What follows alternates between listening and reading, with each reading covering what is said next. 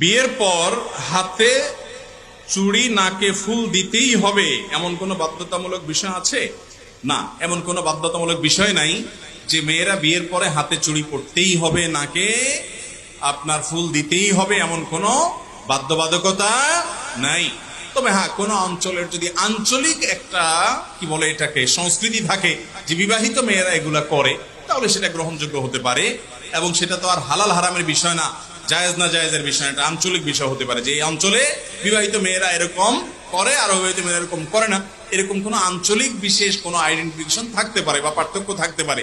কিন্তু কোনো অবস্থাতে আপনার ইসলামের দৃষ্টিতে বিবাহিত মেয়েদের জন্য এগুলো পরা আবশ্যক। অনেক এলাকায় একটা কথা প্রচলিত আছে, সেটা হলো বিবাহিত মেয়েরা যদি নাক ফুল খুলে ফেলে তাহলে স্বামীর কপালে দুর্গতি আছে, স্বামীর কোনো বিপদ হয়, স্বামী মারা যায়, এরকম কথা অনেক জায়গায় আছে না?